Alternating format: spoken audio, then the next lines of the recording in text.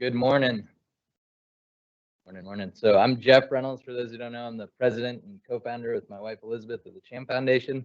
So first and foremost, it's just really wonderful to have everyone here. We're so excited to get this going. And a quick couple thank yous. Thanks to the team at CHOP.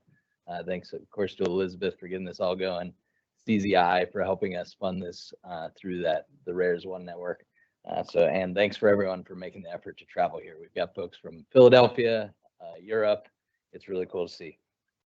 Housekeeping items before Laura gets me. For those attending virtually, please use the live Q&A feature to submit questions or comments, and we'll push those out to the room. There's going to be a recording of this for those that you can access via the same link as the virtual meeting. For those in attendance in person, the bathrooms hopefully you found are back that way. On the breaks for families that are interested, we're doing labs right here in the room. So feel free to do that during breaks. Cool. So for those lacking any context on the CHAMP Foundation, Elizabeth and I founded it in late 2015 after our son William, who's running around somewhere, was diagnosed with Pearson syndrome at 2 months old. So we founded it in November. And then by early 2016, in February, we made our first research grant.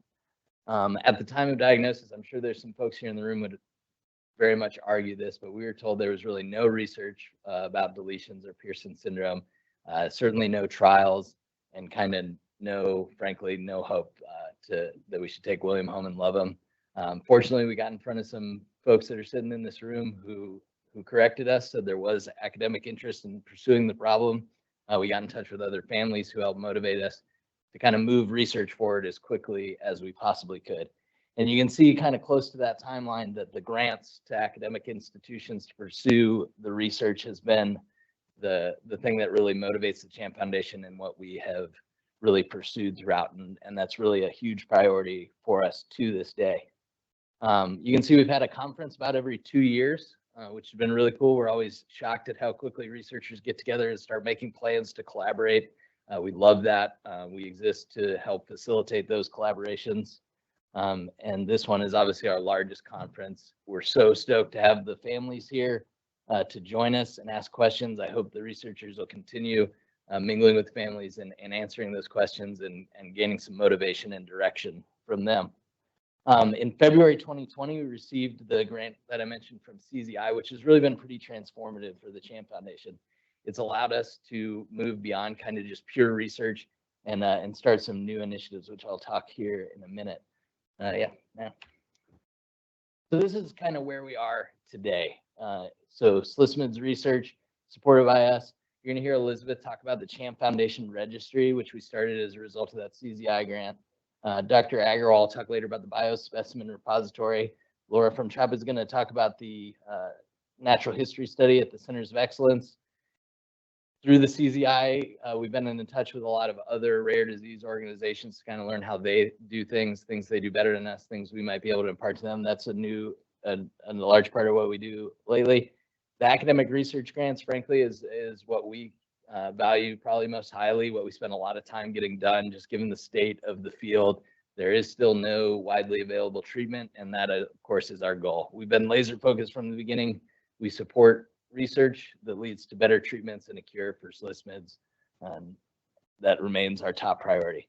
And then finally, the meetings and conferences that we hold.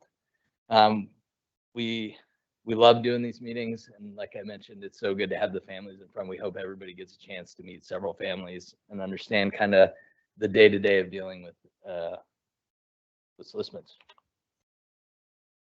This is William and family through the years. You can see he's 7. Doing really well. I think, especially us from our perspective, anybody who has any questions, whether you think it's valuable for your research or just curious what dealing with Pearson syndrome and KSS is like, please just feel free to ask us. But as you can see, he is a pretty happy and cool kid. Hopefully you got to hear his speech yesterday. Maybe we'll get him to make another one later. So I think that's it from my end. One thing you're going to hear me ask for the presenters and the folks here is what the CHAMP Foundation can be doing better. So when we say the CHAMP Foundation, it's Elizabeth and I. We have no paid staff. We work hard on it, but we certainly don't think we have the answers of how to do this. So we're always open to feedback, criticism. Pats on the back are nice too, but we really would value like what can we do better to help advance research as quickly as possible for that little guy and the other ones that running around today. So I think up next here going to be a patient story from the Hannemans, who are here from Oklahoma. So thanks.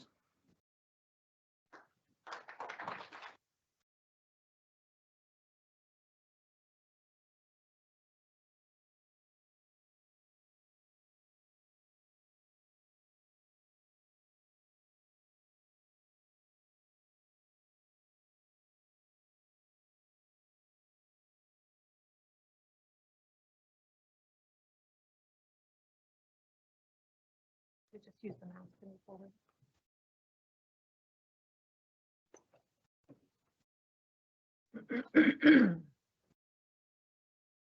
Good morning.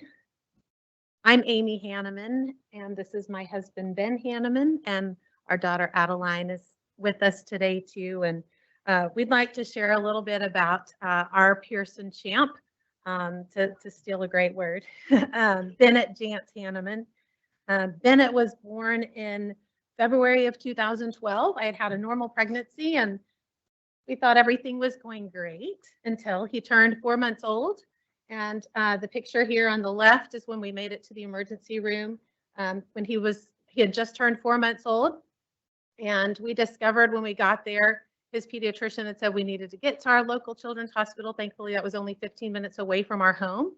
And his hemoglobin that day was 1.7, which is the lowest they had ever seen at our hospital. So on the right, he looks a little bit more healthy after getting quite a good dose and his first blood transfusion to get him stabilized. And that began our journey of trying to find out what was going on. Initial bone marrow aspirates and everything showed that it wasn't leukemia, but we really didn't have a great idea. Thankfully, we encountered an amazing team of doctors, one of whom is still a dear friend of ours and is with us to be here today to listen and learn. And we're just really grateful for her presence that day and all the other days with us. So we quickly discovered he needed blood transfusions. He was blood transfusion dependent every 2 weeks for the next 2 years. About his second birthday, and I just love this picture. It's like some days that's all you can do, just lay down on the floor, get a hospital blanket and whatever it takes to do that. But along the way, we had begun treating for pancreatic insufficiency, and I kind of skipped ahead. We got his diagnosis finally about 5 months later. We had sent in genetic testing in October when he was about 6 months old, and just before Christmas of 2012 is when we got his diagnosis of Pearson syndrome, and was our first encounter to finding the Facebook group and finding out that while we were certainly the only ones in Oklahoma, and as the chief of hematology oncology said, I've only read about this in textbooks. I never thought I'd see it in my lifetime. We're still obviously the only ones in Oklahoma, and but we found you all, and so we are eternally grateful for that too. So along the way, Bennett was slow to meet his milestones, didn't crawl, was slow to, or didn't crawl until later, finally started walking, was slow to gain speech and language, but finally did. Around his second birthday, we thought his hemoglobin was recovering, which is one of the things we had learned so much in the Facebook group that seemed to happen, and why bone marrow transplant wasn't necessarily encouraged early on. But just before we went to, we were able to go to Cleveland in June of 2014 to begin and make Bennett's first visit and participation in the natural history study that Dr. Parikh was doing at the Cleveland Clinic. So that was our first opportunity, given the fact that his blood level was crazy. I don't know if you can see it really clearly, but he has horrific black eyes. Just before we made this trip, he fell off or just missed a bottom step and just went down, and constantly had a presence of a bruise on the top of his forehead. But he was amazingly resilient, and but looked like he'd been smacked pretty hard, which he did to himself. In August of 2014, just before, I'm a school teacher, so it was just before the school year was getting ready to start, and we had evidence that that bone marrow was not recovering like we thought it was. We went in and did another bone marrow aspirate and discovered that he had pre-AML. So new cancer cells that were trying to settle in. And so at that point, we sat down together and decided that our best option was to consider a bone marrow transplant. So we tested, like I said, his big sister. She was not a good match. So at that point, we went to the bone marrow registry. We were able to find several good matches and made the plan to move forward to do a bone marrow transplant in November of 2014. So he would have been about 2.5 years old. Along the way, typical boy. So that's talking about Bennett medically, talking about Bennett as a child. Bennett loved to be outside. He loved to swing. He loved to ride in his wagon. He loved anything that was outdoors. And so as any typical kiddo might, he'd been running around with bare feet and got a scratch on his foot that would heal and then get a little worse, heal and get a little worse. And so looked down just a few days before we were supposed to go inpatient to get his port placed or his line to be placed. We had tried to put a port in and his body rejected it before we even got to use it. That was about when he was a year old. And we discovered that the place on his foot had gotten infected. And so we began a thorough regimen of IV antibiotic to try to rid his body of that infection. And it wasn't getting better. Finally realized with the help of infectious disease that he had a fungal infection instead of a bacterial infection. And at that point, though, it had already gotten pretty significant and severe. And so on the advisement of our team and lots of prayerful consideration, we opted to amputate his left foot in order to clear his body of the infection and be able to move forward to get him to bone marrow transplant. So these pictures are just before. Thankfully, we have an amazing child life team and helped us do some great memory work to be able to support him and us with that. So in November of 2014, exactly 1 month before our date, our bone marrow donor could wait just a little bit longer. And so he had his foot amputation on November 12th of 2014, and we went to bone marrow transplant on December 12th of 2014. And so our doctors prepared us. This is his bone marrow specialist in the back. Bennett, if he loved you, he affectionately just called you by your last name. So Dr. Crawford just became Crawford. So Crawford's waiting for him on the back, and Bennett took it like he wrote his own medical book the whole way through, as I know so many of our kids are doing.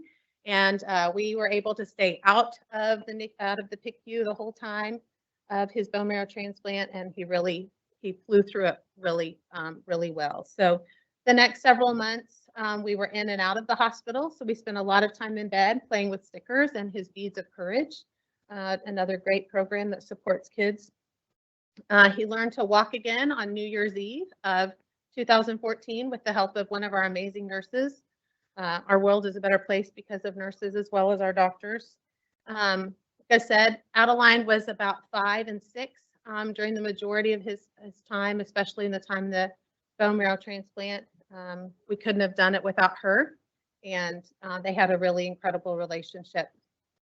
One of Bennett's favorite things was to watch anything construction, so it was to his advantage that, like CHOP, our children's hospital had lots of construction going around. So I love this picture of him on the right, just sitting up in the windowsill. He's right next to him, but the new medical school is what went up in that space. And so we look at that now as a point of progress for our community as well. So lots of time in the clinic getting checked after his bone marrow transplant, but for all purposes, it was exactly what we wanted it to be.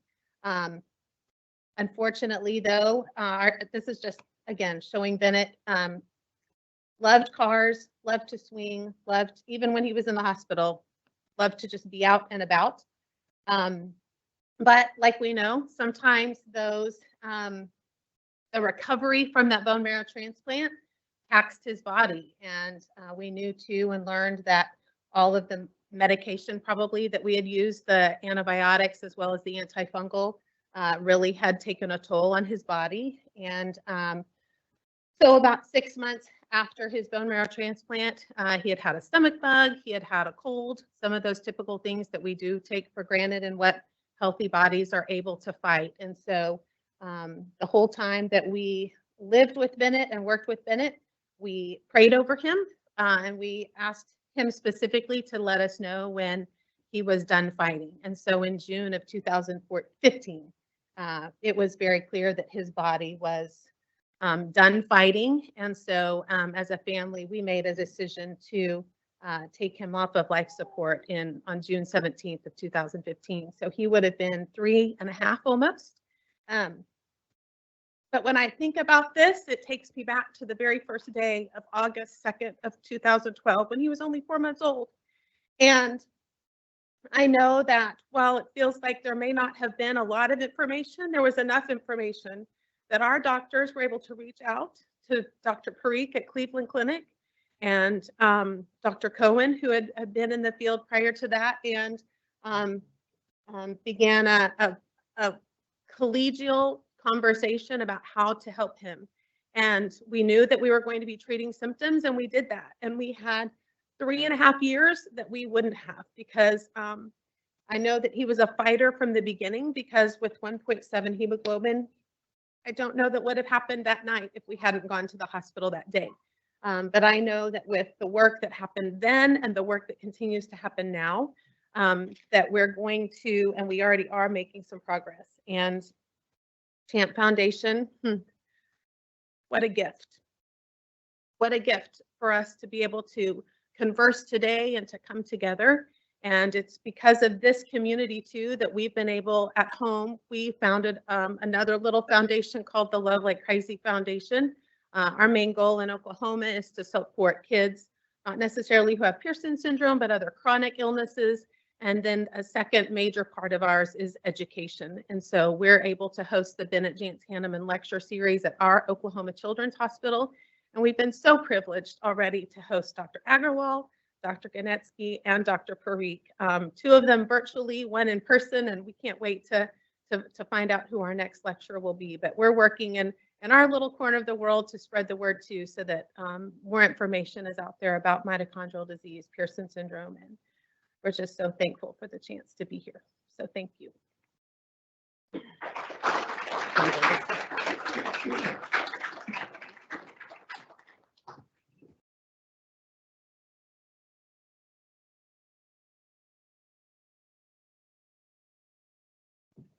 Thank you so much to the Hannemans for making the trip and for sharing the story.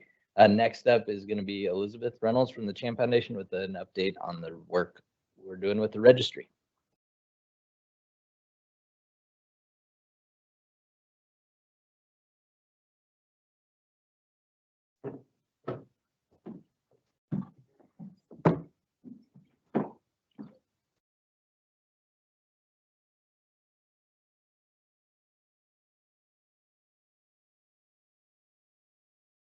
Okay. All right. Hi, everybody. Thank you so much for being here today. We're really excited about this conference, and I'm excited to share with you about the work we've been doing with the Champ Foundation Registry. The goals of the Champ Foundation Registry are to identify individuals with single large-scale mtDNA deletion disorders, gather patient-reported data, make this data available to researchers, and be a hub of clinical trial recruitment. We think of the CFR as the brain that links 4 data sources. These data sources include patient-reported outcomes, biospecimen collection, clinician-reported outcomes via the natural history study, and electronic health curation. Here is a timeline of the CFR development. After we received the CZI Rare as 1 grant in early 2020, we immediately began to plan our registry, and this included early discussions with the FDA and decisions on which registry platform to use. Immediately after that, we began collaborating with families of children with SLSMDS. We hosted a series of community calls with families around the world, and we wanted to learn what the most important things were them as we established our research network. Over and over, we heard the same 3 themes. First, there's a frustration with home doctors who might not understand Pearson syndrome or Kearns-Sayre syndrome. The knowledge that was stored on the family Facebook groups was not getting disseminated to the pediatricians. Second, there was a fear of the unknown. Families, even after communicating with other families, were unsure how the disease would progress with their child. And lastly, there's a desire for better treatment options given the poor prognosis. Next, we hosted our virtual planning conference with many of you. We asked you what your priorities were for the registry and wanted to know what outcome measures we should be collecting. And in late spring and early summer, we began to develop the patient-reported outcome surveys. In addition to using existing validated and standardized measures, we developed system-level survey questions because SLSMDS is so rare and multi-systemic. This was in direct response to the families who wanted to better understand how this would affect their children. Ultimately, we created 12 system-level surveys. These included GI, hematology, audiology, nephrology, etc. And after we developed these 12 surveys, we had one-on-one calls with nearly 10 families of children. We used a cognitive interview approach and asked families to read the surveys out loud and tell us how they would answer. We revised any questions that weren't clear. And then we asked families about additional questions they thought we should be asking. For example, one family expressed concern about the mental health of their child. We hadn't considered doing a mental health survey, but we added it in after that. After the calls with the families, we had a specialist review each system. Again, this included many of you in the room who reviewed these surveys. Finally, we had our CFR working group comprised of Dr. Ganetsky from CHOP and Dr. Parikh from the Cleveland Clinic review all of the finalized surveys. And in August of 2020, we had our IRB approval and we officially began participant recruitment. And in October of 2021, we published our findings in Molecular Genetics and Metabolism in an article titled Pediatric Single Large-Scale mtDNA Deletions, the Power of the Patient Registry. The goals of this paper were to address the concerns of families and provide details about the progression of SLSMDS. I will briefly describe some of the outcomes in this paper. At the time of analyses, we had 73 people registered on the CFR. The focus of the paper was pediatric SLSMDS, so we included anyone who had symptoms presenting before 5 and a genetic diagnosis. We included any participant who had at least completed one survey. Overall, 42 participants were included in our analyses. 70% of them were alive and 60% were male. Most had Pearson syndrome diagnosis and most were from North America. The average age of the children were 7 years old, and caregivers first expressed concern about their child's health when they were about 7 months old, but didn't ultimately get a diagnosis until they were closer to 3, representing an over 2-year diagnostic odyssey. And generally, families reported that they needed 4 clinicians to finally get a diagnosis.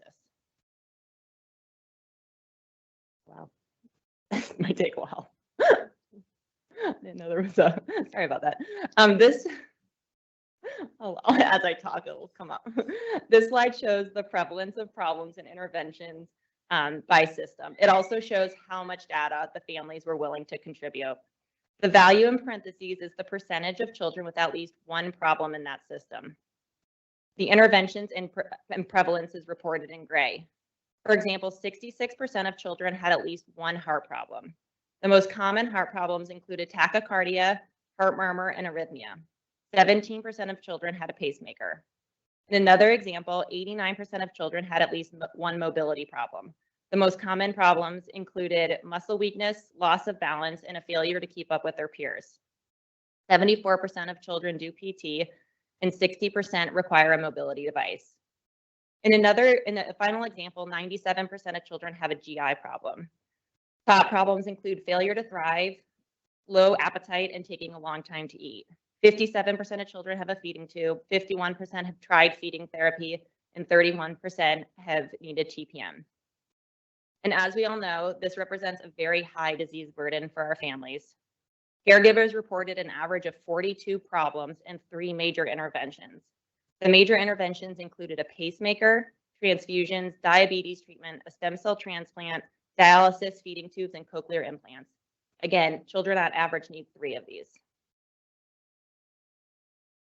This slide presents a timeline of clinical onset and interventions. On the right-hand side, you can see that the average age that specific problems present. For example, pancreatic insufficiency begins at little after 1.5. Hematological malignancies such as MDS and leukemia began on average about 3. Adrenal insufficiency starts closer to 5, kidney failure around 3. Hearing loss, conduction, cardiac problems, and diabetes generally begins after 8. And then on the left-hand side, you can see the interventions. Children often require their first transfusion around 4 months and need them on average until they're about 2 years old. Feeding tubes are generally placed about 2.5, and dialysis, hearing aids, pacemakers, and cochlear implants are usually used after age 9. Here are some of the specific lessons that we learned from this paper. The average age of, or the average diagnostic odyssey lasts about 2 years. The life expectancy for children was longer in our paper than has been previously reported. And there's, as we all know, there's an unmet medical need for and treatment for SLSMDs. We offered a set of specific recommendations with these findings. Hematological follow-up may be warranted even after transfusion-dependent anemia resolves. Physical therapy is suggested given the balance issues and the high burden of exercise intolerance. Given the prevalence of psychiatric problems, we recommend that families connect with a psychiatrist or a social worker. And given the feeding problems and the frequency that children experience failure to thrive, early intervention with feeding tubes may be warranted. And lastly, again, as we all know, SLSMDS is a multisystemic disease, and having a centralized coordinator is critical. Today, the CFR has 98 participants. 77 of those participants are living, and most of those participants were originally diagnosed with Pearson syndrome. And we have 27 countries represented in our survey, in our registry. For researchers and clinicians, we hope that you reach out to us if you think the CFR data can help your research. We reported today on the outcomes that were from the novel system level surveys, but we have additional data in longitudinal standardized measures. Our goal is to make this data available to anyone that's interested. A barrier to treatment and a cure for Pearson syndrome and KSS is a lack of understanding about the disease. We hope our registry can fill some of the gaps and support future clinical trials. We are so grateful for the families who participated and contributed their knowledge.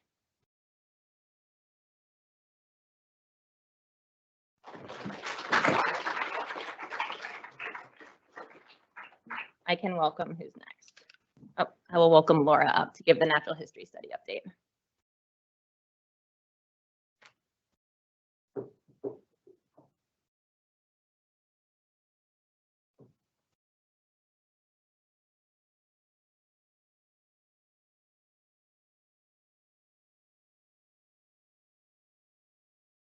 Okay, hello everyone. I'm going to update you today on the Champ Foundation Natural History Study. To begin, talk about why we're doing a natural history study.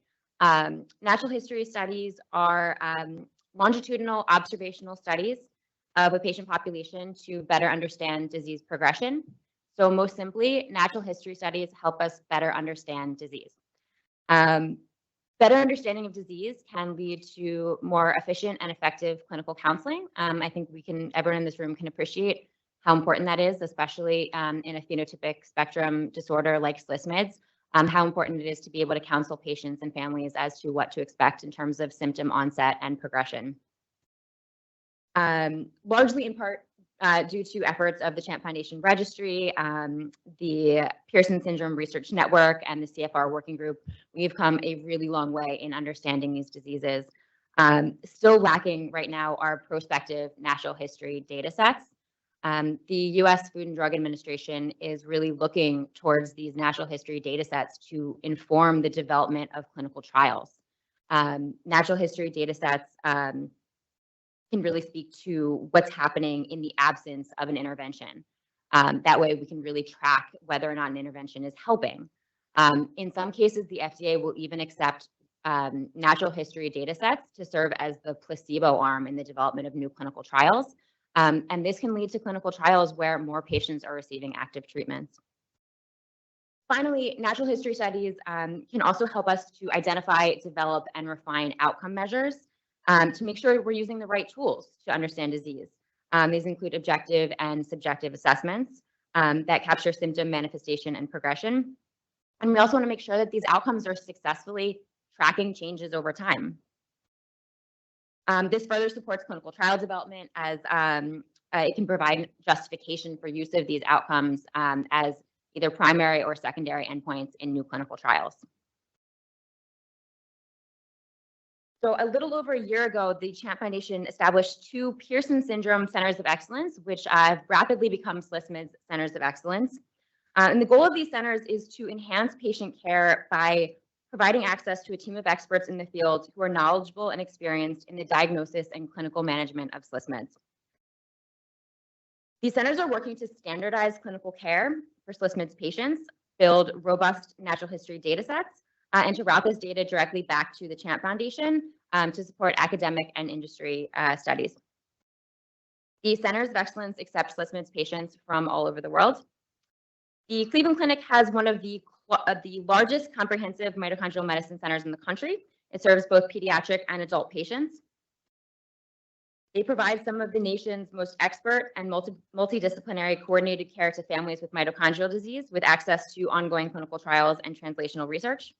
And the Mitochondrial Medicine Center here at CHOP is emerging as the premier center in the world for multidisciplinary clinical care, advanced diagnostics and therapies, and individualized basic translational and clinical research programs dedicated to improving the health of patients of all ages living with mitochondrial disease. The Cleveland Clinic and the Children's Hospital are the 2 centers of excellence. The natural history study that we're performing involves standardized clinical outcome assessments and biomarkers for individuals with Pearson syndrome and other single large-scale mitochondrial deletion disorders.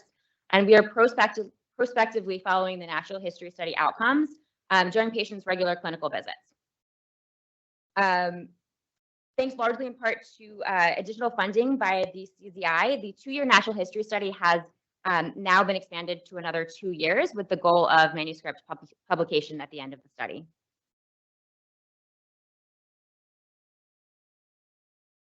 All right, so what are we collecting as part of this natural history study? The research measures that we're looking at include a symptom intake form that looks at the presence or history of certain symptoms associated with SLSMDS and tracking the age of onset of each one of these symptoms. We also have a dysmorphology assessment, which looks at distinguishing facial features, including severity of ptosis. And we also have skin assessments to evaluate signs of skin pigmentation abnormalities or photosensitivity. The International Pediatric Mitochondrial Disease Scale, or the IPMDS, is designed to monitor general disease progression associated with mitochondrial disease in children 0 to 18 years old. It includes a physical examination and evaluation of symptoms and functioning. The Pediatric Evaluation of Disability Inventory Computer Adaptive Test, or the PDCAT, is a computerized test that asks about daily life tasks. It measures functional domains of daily activities, mobility, social cognitive, and responsibility. It's designed for children and youth from birth through 20 years old with a variety of physical and behavioral conditions. The scale for the assessment and rating of ataxia, or the SARA, is a physical exam that evaluates symptoms of incoordination. And finally, facial photography is helpful for identifying patterns in facial abnormalities in patients with SLSMDS.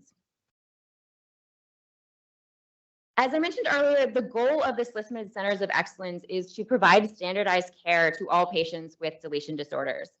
So within the limitations of insurance and time restrictions, and of course tailored to the individual needs of each patient, for the most part, all patients seen at the Centers of Excellence receive the same care. They see the same set of specialists.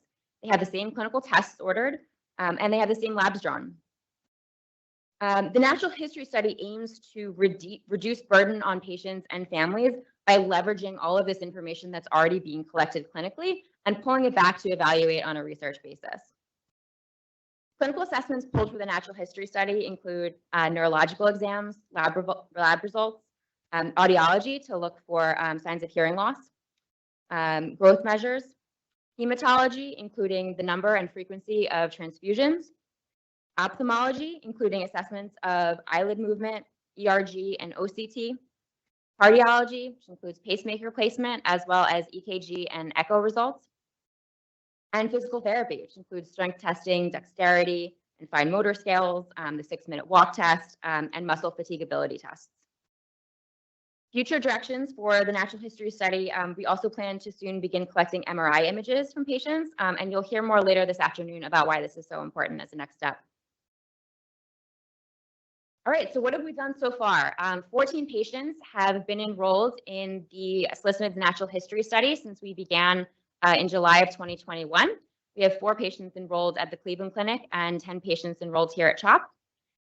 We have 10 patients who have completed their first natural history study visit, 3 patients who have completed 2 visits, and 1 patient who has completed 3 visits.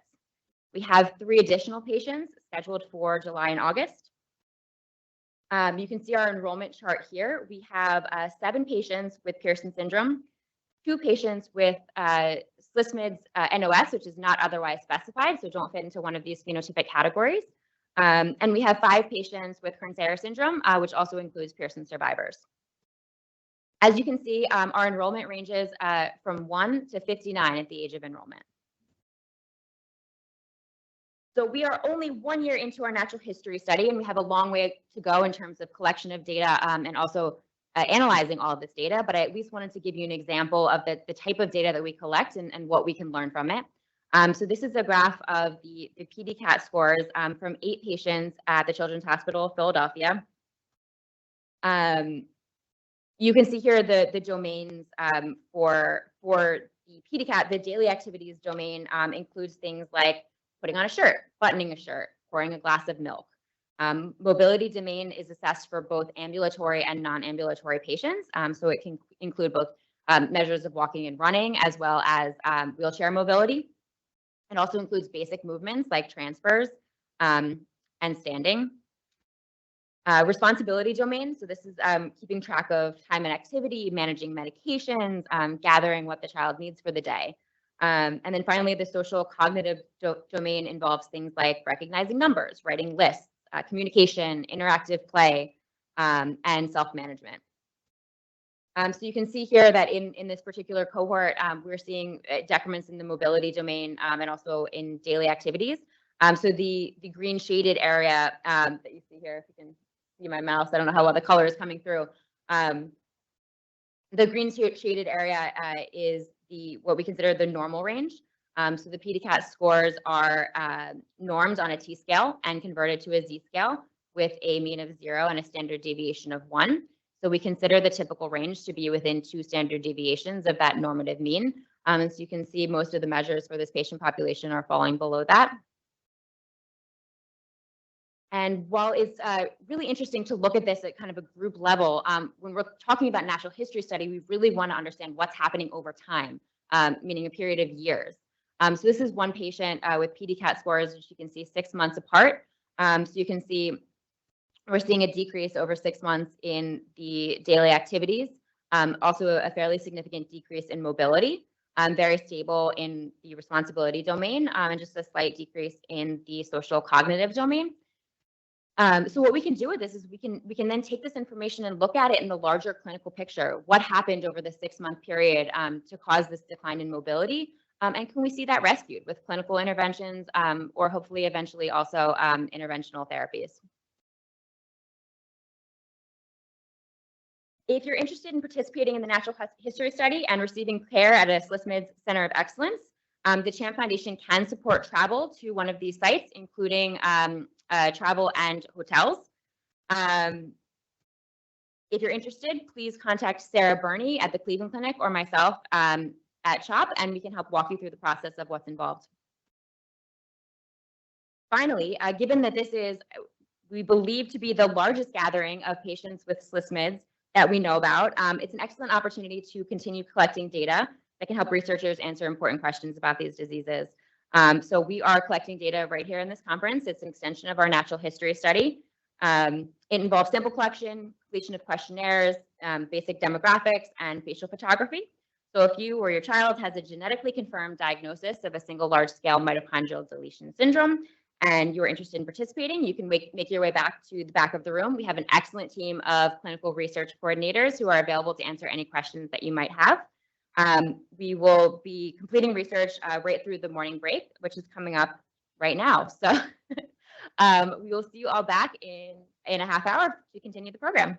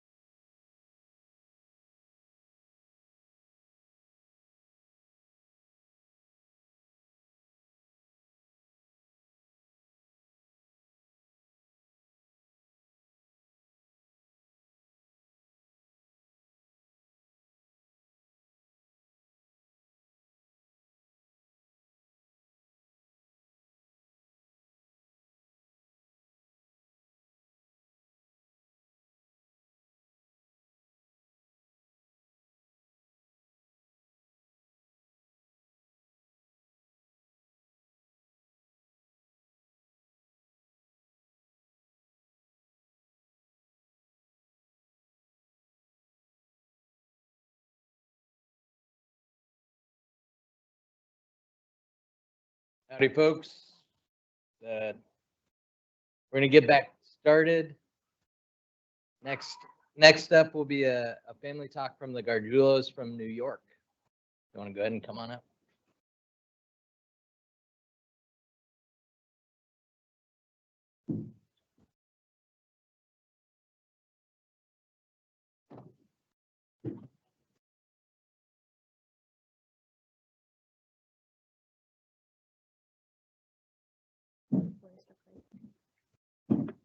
Oh, right here. All right. Hi, everyone. I'm Chelsea Gargiulo. This is my husband, Thomas, and this is Luca. Luca is 2.5, and he was diagnosed with Pearson at 9 months old. Like many of you, when we found out that he was diagnosed with Pearson, we started to Google and got very nervous. But then we also came upon the CHAMP Foundation, and we contacted Liz and had a great conversation with her.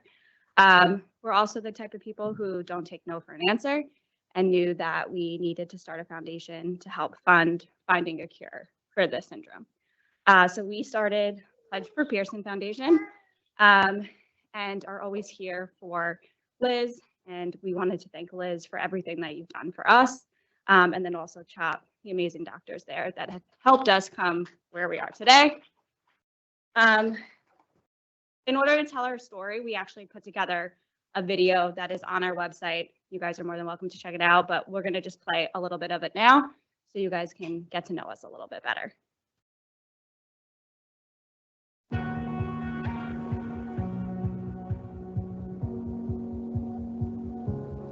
Our son is Luca Joseph Gargiulo. He is our everything. Luca is always the son that I dreamed of.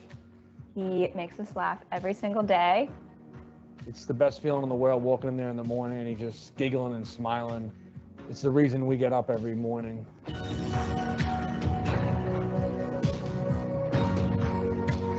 Luca came a month early. He was supposed to be due in November, but came in October. We had a great delivery, and Luca came out 6 pounds, 5 ounces, and totally healthy. The first 6 months of having Luca were great, but they definitely weren't easy. He had reflux, so it was very challenging when it came to feedings and eating. When it came to 6 months, we were told that we could start feeding him some whole foods. When we did, we realized that his reflux and vomiting became worse when we were told that they were supposed to become better. And the doctor told us to thicken his formula up, so which we did. That night, Luca woke up gasping for air, so we called the GI doctor's hotline, and they told us that there was no blood in the throat to put him back to sleep, so which we did. We followed their orders. The second night, he ended up vomiting in his sleep, so we knew something was wrong. We both ran in there. We noticed that Luca was gasping for air and couldn't breathe. We rushed him to the emergency room. His hemoglobin level was at 2.2. He had told us that Luca was severely anemic and he needed an emergency blood transfusion. Due to COVID restrictions, they also told us only one parent was allowed to go upstairs. Chelsea, Luca, and me are a team, and watching Luca and Chelsea get wheeled away was probably one of the hardest things I've ever had to see in my entire life. We transferred Luca from a small hospital in Long Island to Cornell in Manhattan.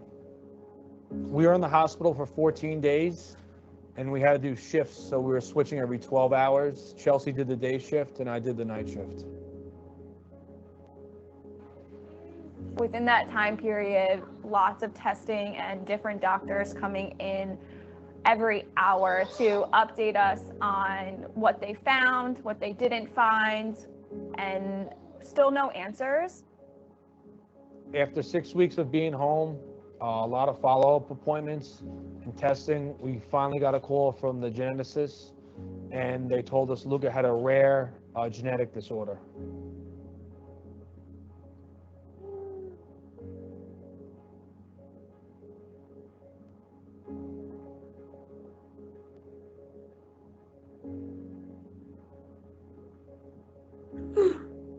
to know that there is something wrong with your son that could potentially never be fixed is hard for any parent to hear.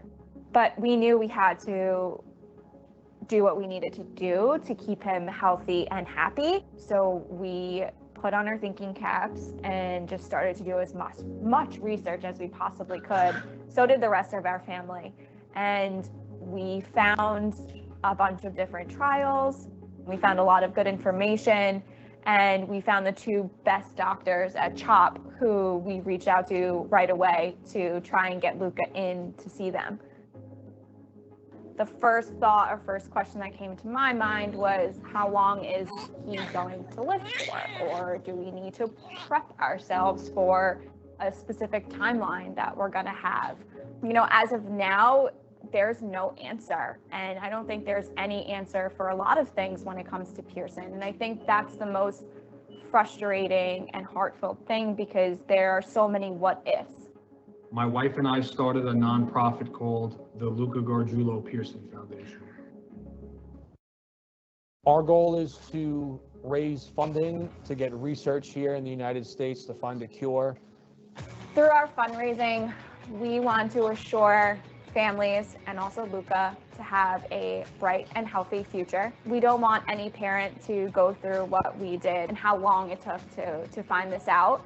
We want to be able to use this funding to help kids at an early stage where they could live an amazing life.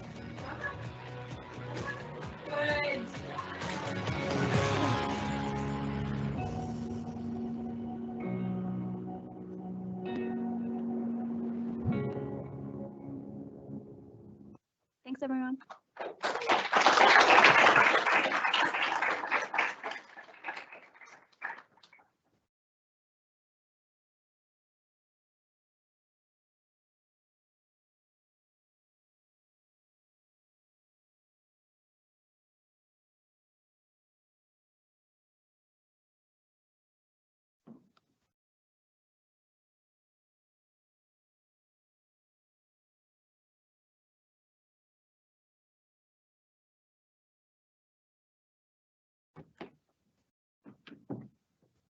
All right, thank you so much there, Jules, for sharing that story. And then, as you guys can read, next up is Dr. Agarwal with a biospecimen bank update.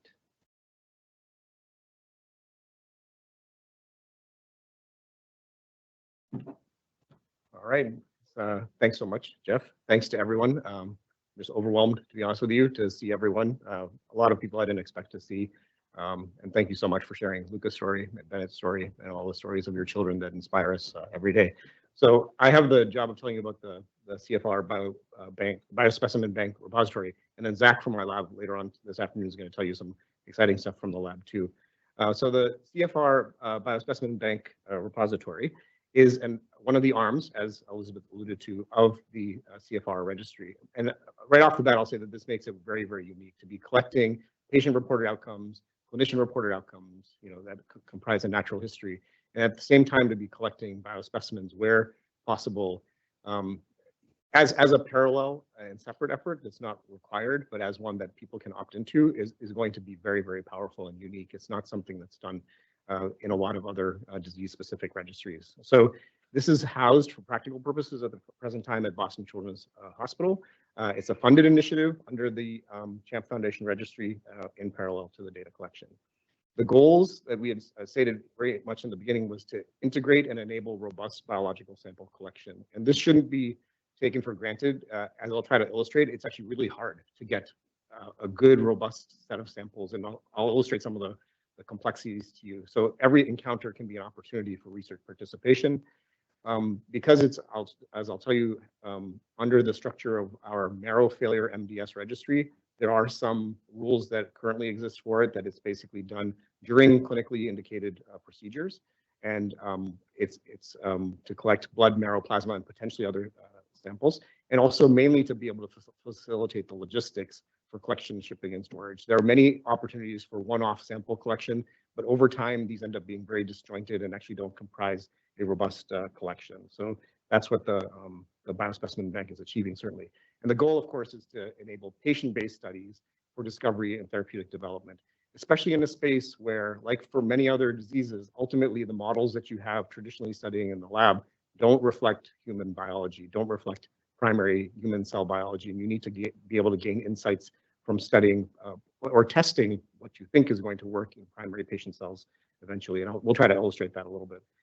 So molecular and functional studies of primary material right off the bat, and then try to create something that's that can be disseminated, something that can be propagated for use by other investigators, cell lines, and derivatives. So the infrastructure, as I alluded to, is the Boston Children's Hospital Bone Marrow Failure MDS Registry. This is an NIH-funded study that encompasses all marrow failure syndromes. There are several rare diseases that cause failure of the blood system, and Pearson syndrome is one of them. And so single large-scale mitochondrial deletion disorders have been covered in this. So it doesn't have to be that a person has a blood disorder, but we made sure that they were covered because the blood system is at risk, and that's sufficient as a rationale. And these are a couple of the people that you may have encountered or may encounter if you participate, Maggie Malsh and Greta Juice. And so the way it works is that when signing up for the CFR, the participants agree to be contacted by the Boston Children's BMF MDS registry team. That's required for us to be able to reach out. Participation is entirely optional in this portion. And one thing to just say off the bat, this is for research only. So this is collected as part of that registry with an intent to do certain things with it, but it's not for diagnostic purposes. There's no direct return of results typically, and it follows a path that is to opt in to receiving potentially pertinent results via your physician. And there's several reasons for that, and we can talk about that more. So the logistics of it are outreach by the Boston Children's team to consider participation. Usually this will only be once because it's also in our IRB, essentially, to not constantly ask folks. They are essentially opting out by not responding. So definitely feel free to reach out back to us if you ever hear, but we probably won't hear too many repeat solicitations from the team. There's a separate informed consent for this that is of the marrow failure registry, and you can opt into parts of it or not parts of it and remove yourself from that portion of the study at any point in time, separate from the CFR registry as well.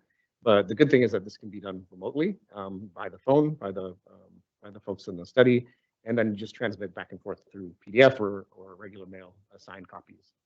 And then after that, a lot of it depends on still contact and communication about upcoming lab draws or upcoming procedures to try to time and coordinate the sample collection.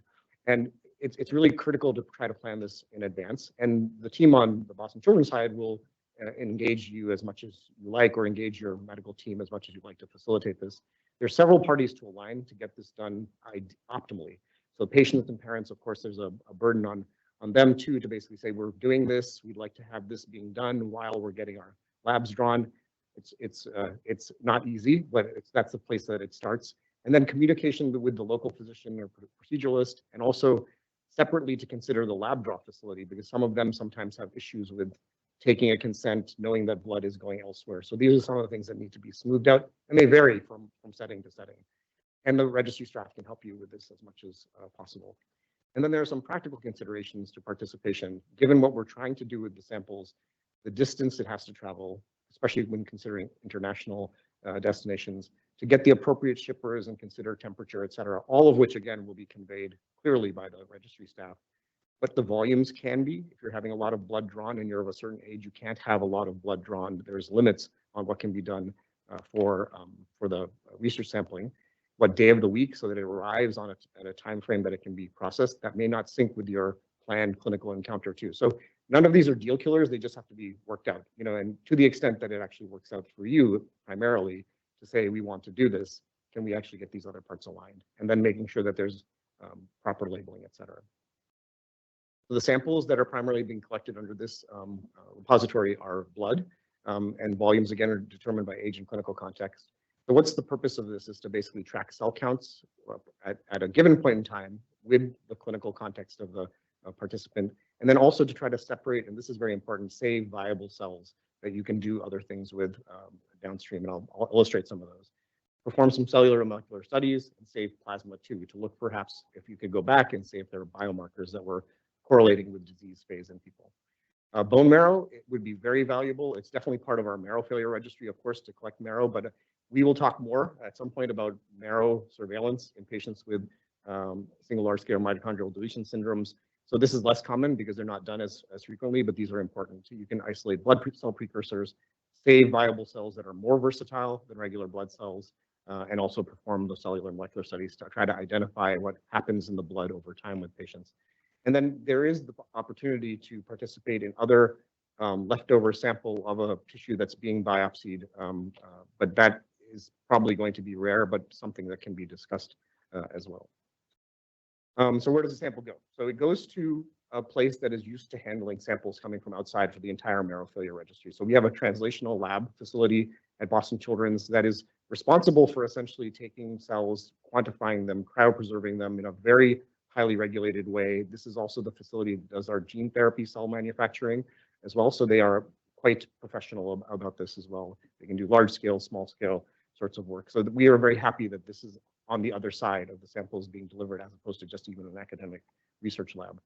So what they will do, and we've asked them to do, is to ensure the appropriate labeling, sample condition, and transit time. So this is one thing that when we receive a sample, it doesn't mean that it can't be used, but if it has actually elapsed a certain amount of time or been under certain conditions or has a certain look, it won't be put forth into some parts of the study. It will only be used for some of them too, because you can't quantify after a certain amount of time or under certain conditions. We'll enumerate the cells, isolate DNA, and then cryopreserve plasma as a matter of course. In certain cases, depending on the type of sample that has come over and its condition, we can generate cell lines, things that will actually be able to be propagated. And these become very, very valuable, such as lymphoblastic cell lines and cultures. And then they are responsible for curation and then ultimately transfer out to requesting parties. So what's the status? So this opened October 2021 or so.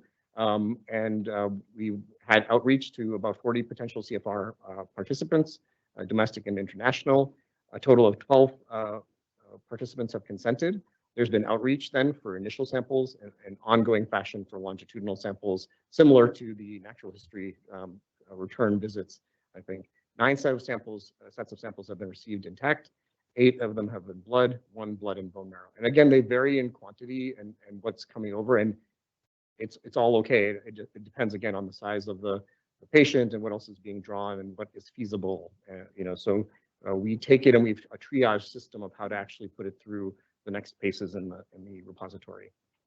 So what happens next? Then actually after the samples arrive, so this is where it gets interesting. We're basically going to try to do some studies that is as a matter of baseline on these in a way that actually, I will say that for myself, we were trying to do this for about a decade, and in a very sporadic way, interacting with investigators and local clinicians, things that just didn't actually come together. And already they're coming together better in the repository than they have before. So one of them is they're basic. We say what we're going to do is we're going to characterize the molecular defect so that we can then track it specifically for a given patient over time.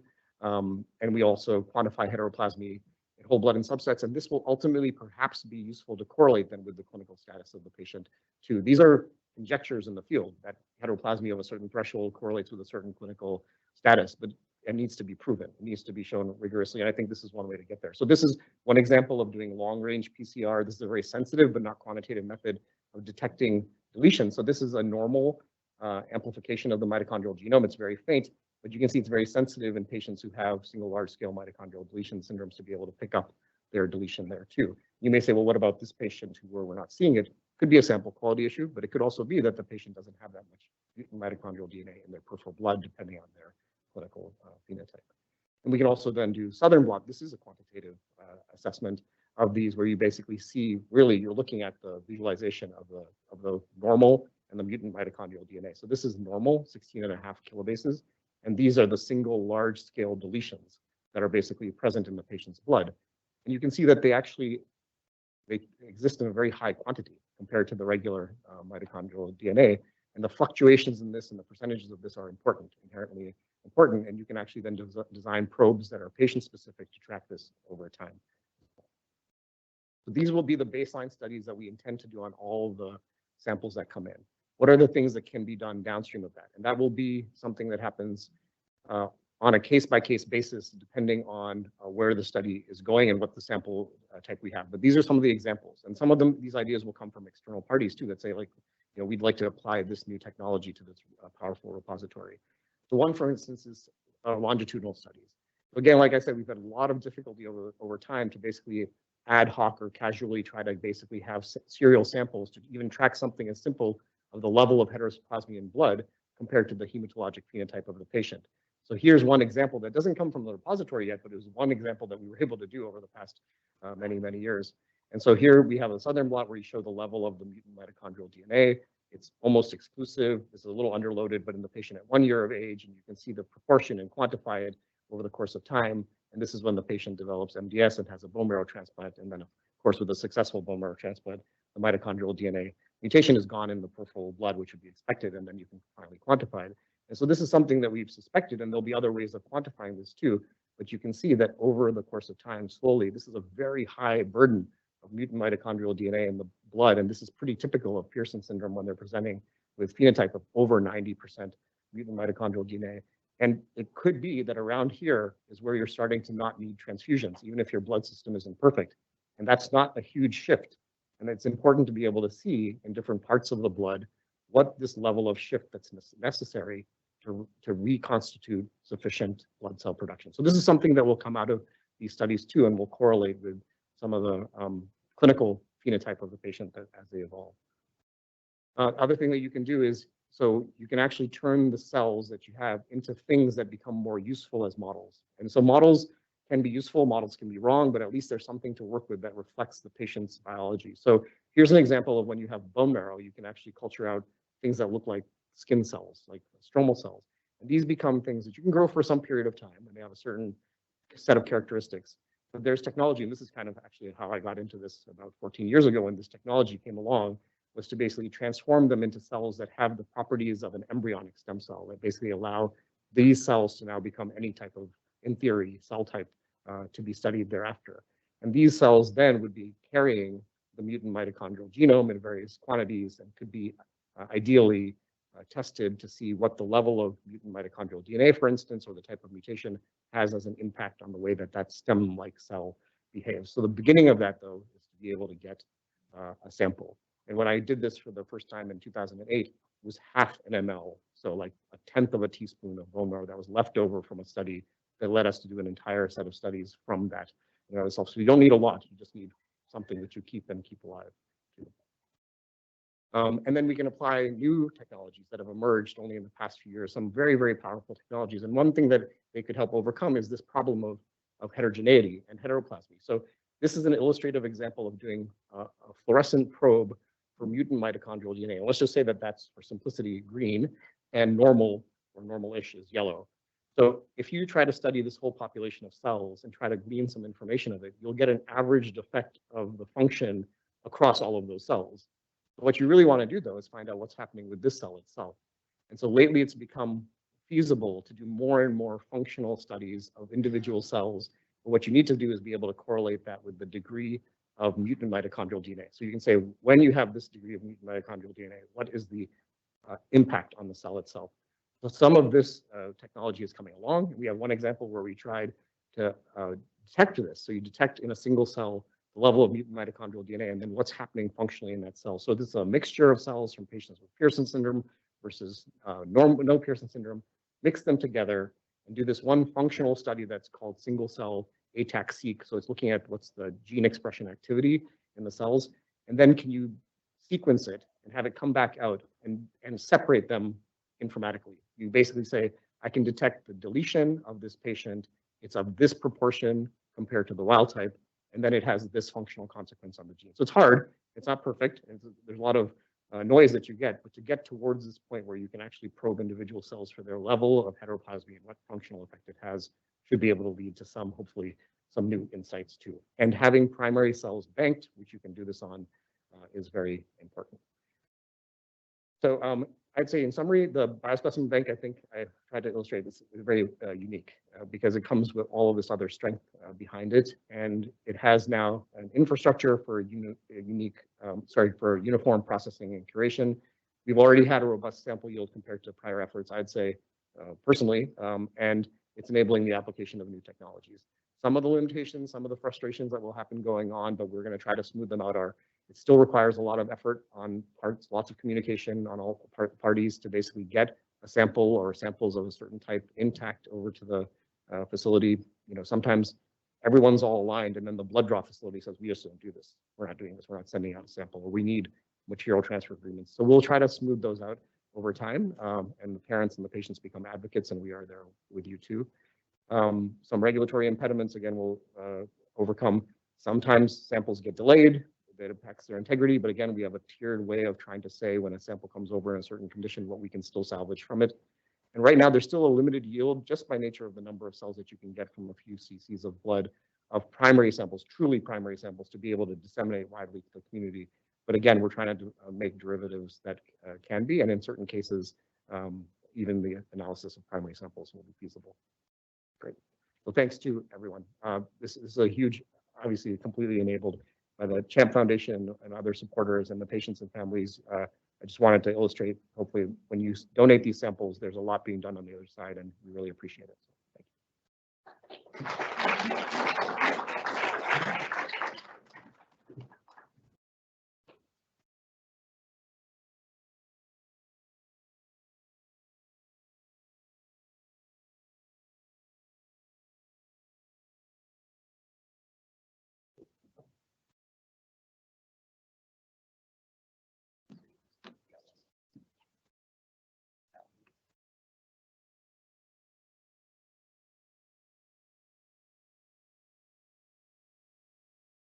Thanks, Dr. Agarwal. And hopefully for the families here, Dr. Agarwal is extremely approachable. I'm sure can answer any questions about participating or how to get it done. So next up is Dr. Sivar Alves from CHOP, who's going to tell us about MRI image banks.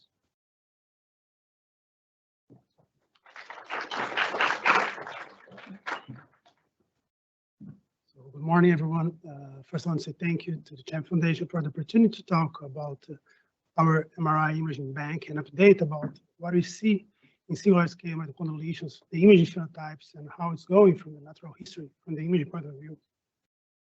The objectives of this lecture, I will try to explain how we can recognize the patterns of the most common syndromes in the context of single scale mitochondrial lesions. I want to show you the pattern variability over time, so not thinking just in a static disease, but how things changing over time. And try to understand how can we predict outcome based on imaging, and now how can you use the images to also look for outcomes, and also in the context of trials, how we can use imaging to help trials to see improvement or not. Oh, thank you. So these are the three syndromes I will talking to you: Pearson, CPO, and cancer. We are working now with more than 200 patients with brain MRI. From that, 32 they have the diagnosis of singular scale mitochondrial lesion, and 17 of them with brain MRI available. 10 patients with children with the diagnosis of cancer. 3 of them with overlapping between cancer and Pearson. We have 3 patients with only Pearson and 1 patient with cancer overlapping with Milas. For each patient, we are analyzing 160 variables, including MRI features, genetic and clinical symptoms. And I want you to take a look at these images. These are the classic features that you can see in a patient with single scale mitochondrial lesion, particularly the cancer. This is this bright signal here in the superficial white matter. This is the abnormal thing. The normal should be dark. So they have the predilection of the involvement of the superficial white matter, and they tend to spare the deep white matter. You can also see the involvement of the corpus callosum, the cortical spinal tracts. Normally, the signal changes that you see in the superficial white matter, they intertwine with normal signal intensity stripes that you can see here. This is very characteristic of the disease. You see involvement of the basal ganglia. Everything that you see bright here is abnormal. So the globus pallidus, they tend to stand out among all the structures in the basal ganglia. Areas of calcification and blood products, they come over time as well. And there are typical imaging finds of the brainstem, and it helps a lot to make the diagnosis. Sometimes you can see restricted diffusion of these lesions, which means that there is inflammatory component of the myelin, even in the gray matter. And as you know, normally they evolve using cochlear implant, wearing pacemakers as well. I want to point out how important is this thing. Basically, these features that I'm showing to you, they are the signature of the disease. I don't believe that we have any other disease that may present like that. 80% of our patients enrolled so far, they had exactly this imaging pattern which I believe is like the signature to having the final diagnosis. So I want to go back and recap the imaging findings for you. This is a zoom in each part of the brain. So you can see the involvement of the brainstem is very characteristic. The substantia nigra and the head nuclei, they tend to appear. Sometimes they appear in different times, but they're typical of singular scale mitochondrial lesions.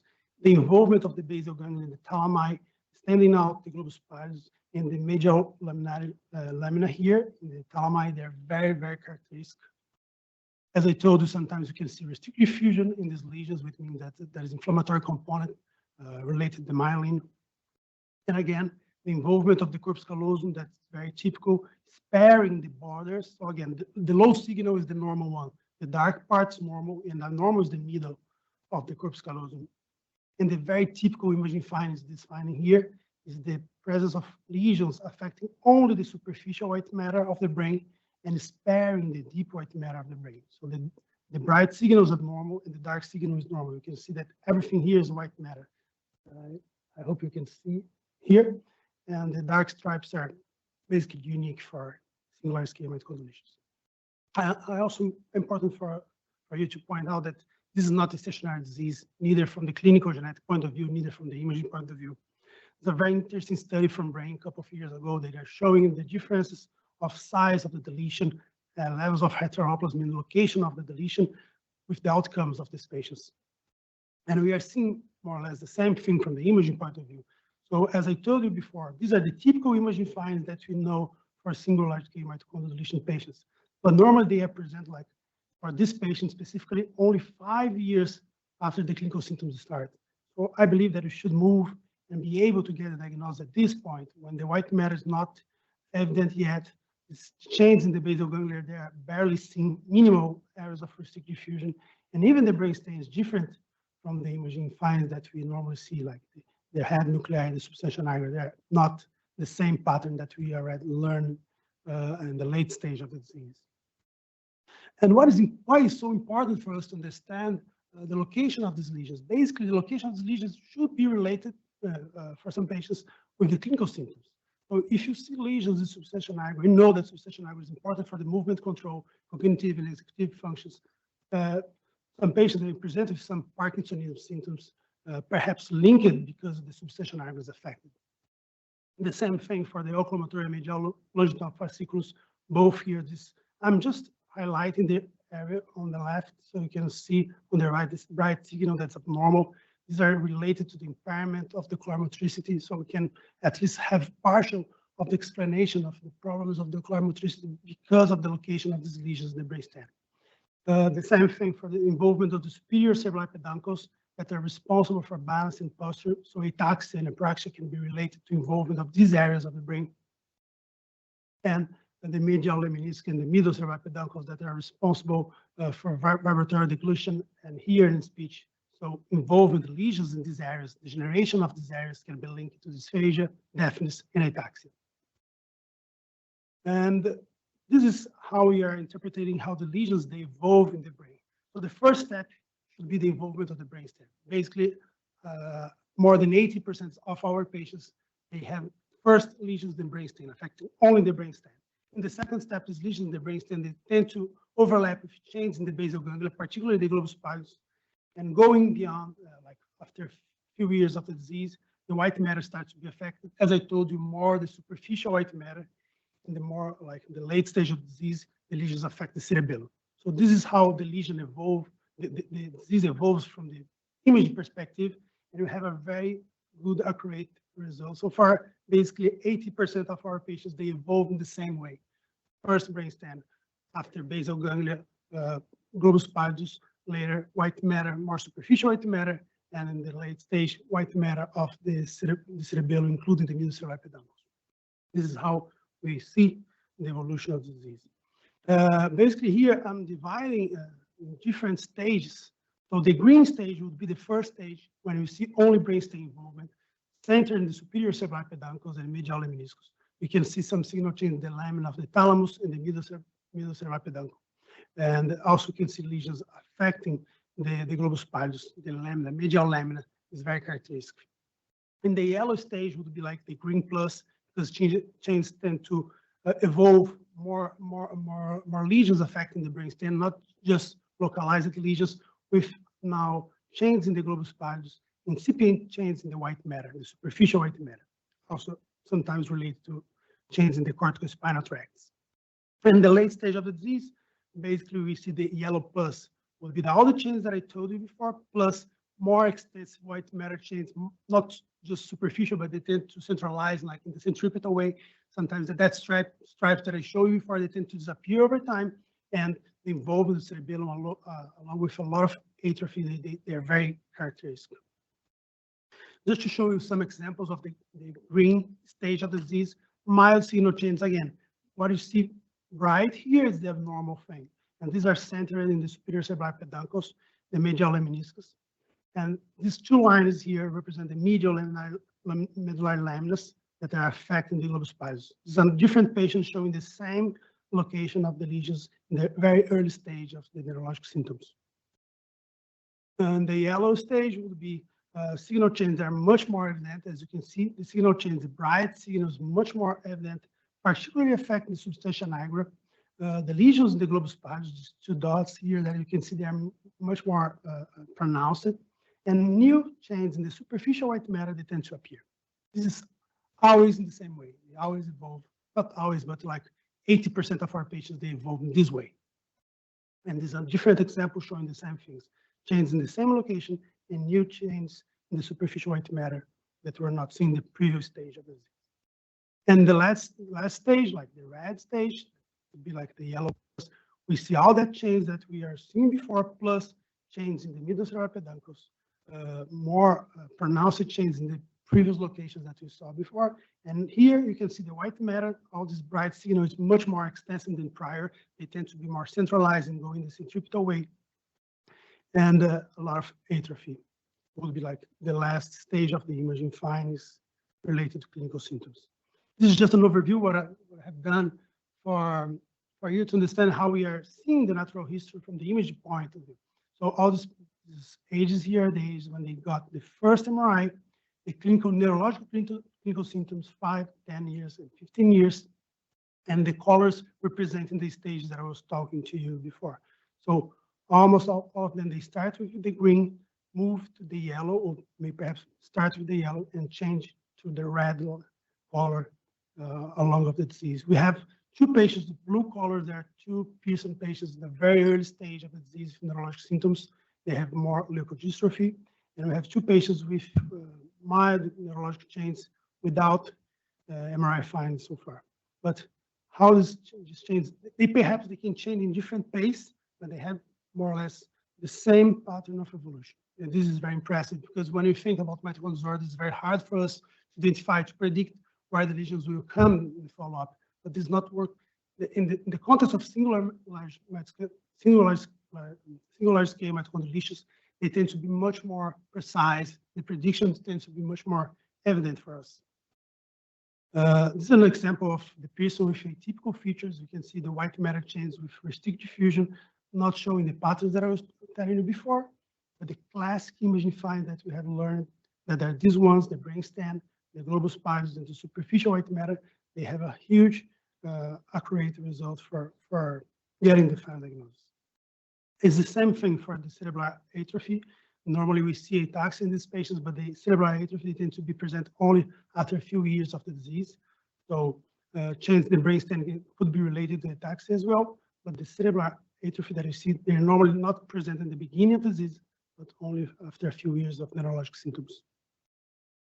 I beg you for bringing us more MRIs. We need more brain MRIs for having a better understanding about how these changes are evolving over time. I think we have had a good understanding about the change, but we need more MRI studies of the brain to predict with more accurate precision and be sure about how things tend to change over time, and also perhaps help trials to see if these changes are indeed if we are indeed able to stop these changes over time with some medicaments. Thank you. Sure.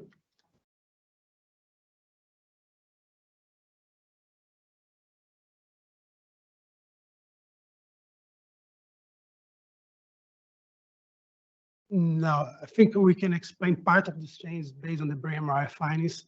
For instance, the signal change that you can see in some locations, they can explain part, those of the ocular movement disorders, but they also have involvement of the muscle. So there is like a huge overlapping of things happening in different systems. What I'm trying to bring here, like possibility of correlate some symptoms in specific locations affecting the brain, but for sure we have like overlapping of other systems to being affected at the same time. And that's the reason that's so complicated for us to understand the full pictures of the disease, because there are problems everywhere. But from the imaging point of view, the brain, they have a very peculiar imaging phenotype that I believe they're very characteristic. And as I told you before, I'm excited in the fact that we can see, different from Lee or other mitochondrial disorders, in the context of single scale mitochondrial deletions, they tend to evolve in different pace, but in the same way. At least this is what we are seeing so far. That's the reason that we need more brain MRIs to have a clear view about how things are changing indeed. And thank you.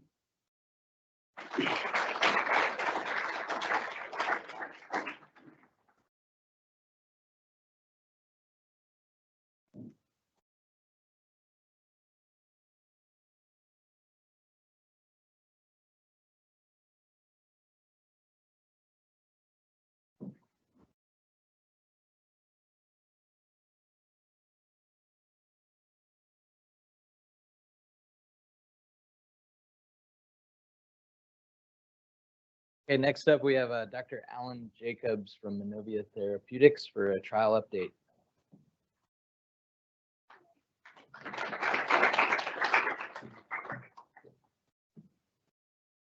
Thank you. Good morning, everyone. I'm Dr. Alan Jacobs, the Chief Medical Officer at Manovia. I want to thank Elizabeth and Jeff for hosting this amazing conference and for inviting me to speak today. And also, before I begin on this clinical update, I want to thank all of the families and the patients and the children who participated in these studies. And it's my pleasure to share with you what we've learned to date from these clinical trials and where we're headed. The mitochondrial augmentation technology is a process where qualified mitochondria that in this study were obtained through a blood donation from the mother. We purified those mitochondria and qualified them for their functionality. They are combined with stem cells from the patient, particularly CD34 hematopoietic blood-forming stem cells. These mitochondrial enhanced stem cells were then reinfused into the patient. And these patients initially with primary mitochondrial diseases. We followed these patients now out for several years, and the data that I'm going to show you is from two sets of studies. One set of studies is our compassionate use program in Israel, and the second is a clinical trial specifically in Pearson syndrome. So in these compassionate use studies, which were all N of 1 individual patient studies, we treated a total of 6 patients. 4 had Pearson syndrome and 2 had Cairns-Sayre. These studies began in the 2017-2018 time period. All the patients were treated with their own autologous stem cells, CD34 blood-forming stem cells, augmented with mitochondria that were derived from a donated unit of the mother's blood. Following the preparation of the mitochondria, which are then cryopreserved, frozen down, and stored and prepared for use, the patients underwent a process of mobilization with a combination of medications over 3 or 4 days to mobilize the stem cells from the blood, from their bone marrow into their peripheral blood, and then a procedure called apheresis, where those stem cells are filtered out of the blood in order to isolate sufficient quantities to do the augmentation procedure. Following then the infusion of these augmented stem cells, the patients were followed for 12 months initially, and then now we're in long-term follow-up, annual follow-up of all the individual patients that participated in the study. We used a variety of outcome measures, some of which have been talked about earlier, the International Pediatric Mitochondrial Disease Scale, the PEDI scale. We looked at growth and heteroplasmy, as well as measures of ATP level in the blood. Unfortunately, like many studies during this time period, we were affected by the impact of COVID, and so several measures and in-person visits that were planned for the patients in the studies to come back, we weren't able to perform. We had to shift over to doing as much as we could remotely and remote assessments. All participants came into these studies with very significant multisystemic disease. They all had significant renal syndrome, including Fanconi syndrome, electrolyte wasting, end-stage renal failure in one patient. All the patients had significant endocrine abnormalities, cardiac conduction abnormalities, neurologic, neuromuscular abnormalities, as we just heard about, and all had growth retardation and failure to thrive. And 4 of the 6 patients were on feeding tubes. The International Pediatric Mitochondrial Disease Scale is a scale that has 3 main domains. The first domain is a descriptive domain. It comes from interviewing with the parents where they describe symptoms and complaints and observations in the patients. There's the more objective physical exam phase performed by the principal investigator. And then there are a subset of functional tests that are used to assess motor performance, ability to sit and stand and walk, and as the children get older, running around and hopping on one foot, for example. These elements are all put together into a total score, and its score is weighted based on if certain elements couldn't be performed or weren't assessed. We were able to complete in 5 of the 6 patients, able to get IPMDS scores at baseline and at 6 months, and 4 patients were able to come back at 12 months for follow-up. We saw that we had a modest improvement in the total IPMDS score at 6 months following treatment, with an average improvement on this scale of around 1 to 2%. Now the values are inverted. It's like your golf game. The lower the score, the better. And as we look here, we can see there are certain areas that were more prominent than others. As far as functional performance was seen to be one of the prominent areas that was affecting the total score and the signs of improvement in these patients. On the PEDI scale, which as we heard earlier is a more validated scale, it's been used for many years in different indications, and now being used in primary mitochondrial diseases. It examines the child's activity rather than just describing impairments in bodily function. One of the things to note with these scales is because they are skewed towards a certain level of disability, there is a ceiling effect. There is a level beyond which if you are already at a functional level, you're not going to see any further improvement in these scales. And that's something I'll talk about in a little while. So we saw in this scale, a higher score is increased level of functionality. And we saw in some patients trends towards improvements at 6 and 12 months following treatment with these augmented mitochondrial stem cells. Because of COVID, only 2 of the patients were able to return for their follow-up visits, but in 2 patients that came back, 2 examples, 1 patient who was not able to walk any distance at all at baseline or at 6 months. By 12 months, they were able to get up and walk and did very well on the 6-minute walk test, walking almost 10 meters. Both patients had improvements in their sit to stand, which is a test where you sit down in a chair and stand up and sit down and stand back up. And then when we were able to measure muscle strengths in the leg, the lower leg and the upper leg, we saw improvements in dynamometer measurements of muscle strength in these 2 children that returned. One of the interesting observations that came out of this was looking at weight gain and growth during this time period. And there were some instances in these first 6 patients that were treated of increase in weight over time between 12 and 24 months in some patients, and kind of a stabilization of their height. In addition, we were able to look at heteroplasmy levels in the blood. So we looked at the ratio of normal to abnormal mitochondria in blood samples and saw reductions in the level of heteroplasmy, which means a shift towards more normal mitochondria in the blood, as well as an increase in ATP content in the blood samples, looking at the white blood cells from these patients. And there was 1 patient in this study who had KSS, Kearns-Sayre syndrome, upon entry into the study, and she had significant seizure difficulties with a high level of spike indices on EEG, which is a measure of latent seizure activity going on in the brain. And over the course of about 12 months, that spike activity reduced and actually was clear at about a 15-month time point. And there was no reported additional seizures during this period of time. Oh, sure. Yeah. How's that? Is that better? Okay. We then went on to conduct a phase 2A clinical trial, which is an open label study also in patients specifically with Pearson syndrome. The form of the study was very similar to what I described for the compassionate use studies, where these were patients with confirmed Pearson syndrome by mitochondrial DNA sequencing. The mother had normal mitochondrial DNA to be used in the augmentation process. Similarly, we obtained and purified mitochondria from the mother's blood, and then mixed that, and I'll use that to augment the stem cells derived from the patient's bone marrow through an apheresis process. And then those augmented stem cells were infused back into the patient. And here we followed the patients out on for frequent assessments out to 12 months, and now we're also in the long-term follow-up out to planning to go out for 5 years. The primary outcomes in this study, obviously, we're always looking for safety of the treatment, and our primary efficacy outcome was the International Pediatric Mitochondrial Disease Scale, and then secondary measures included the PEDI scale, growth, 30-second sit to stand test, as well as some other measures and metabolic measures.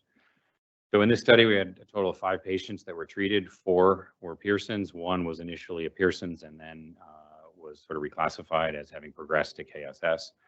We had planned to treat more patients in the study, but unfortunately, because of COVID, we needed to stop at that time point. 4 of the 5 patients had an improvement in their IPMDS score. In this case, the scale is reversed, so going positive is a sign of improvement.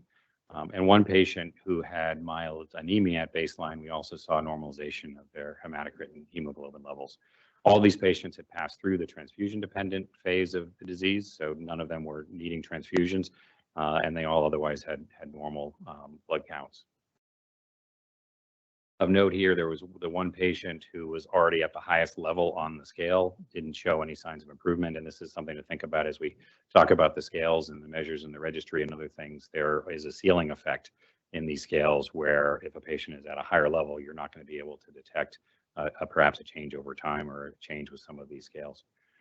We looked more closely into the IPMDS, which we broke it down by areas of improvement on an individual patient basis. We saw that much of the improvement was in motor function in terms of exercise tolerance, endurance, some bulbar functions and chewing and general tone, as well as reaching and muscle strength and walking, and even running in some cases. Gastrointestinal and genitourinary function was improved in some patients with reduction in incontinence and decreases in diarrhea and vomiting. And on the cognitive front, there were signs of improvements in cognitive development, neurodevelopment, hearing, and communication skills. And this was also similarly reflected in the PEDI scale, looking at functional skills, both on the mobility standpoint, both from the observation of the caregiver as well as direct assessment on the patients. You can see the caregivers reporting a significant increase in mobility capabilities between treatment and out to 12 months. And then also in this study, we were able to look a little further back and look at growth parameters. We looked at weight gain in the 1 to 2 years prior to enrolling in the study, and just about all the patients had almost no weight gain during that time period, despite the fact that they were getting older each year. And in the first year after treatment, 3 out of the 5 patients had an increase in weight, quite substantially, up to 4 and 5 kilograms were gained during that first year. And so we looked a little more closely to see if there were any other factors that could be affecting that, like use of appetite stimulants or feeding tubes or even growth hormones, and confirmed that those were all stable during this time period. So it does not appear that there were other factors that contributed to this. Overall, then looking at hematology, as I mentioned earlier, 1 patient who had mild hemoglobin and reduction in their hemoglobin and hematocrit had normalized by 12 months. But again, all these patients were post that transfusion-dependent period. Other organ function was stabilized when we looked at kidney function and liver and pancreatic and thyroid and the adrenal glands. All the measures that we were performing during this time period showed stabilization and no significant deterioration, but also no improvement.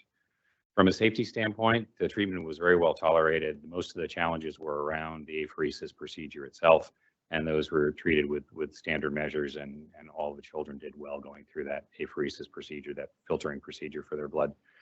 We also looked to see if there was any inflammatory response to the presence of the mitochondria that were coming from the mother. We didn't necessarily anticipate there would be, because these are syngeneic mitochondria, or the mitochondria that the child already has in their body. And we did not see any immunologic or inflammatory response to the presence of these mitochondria.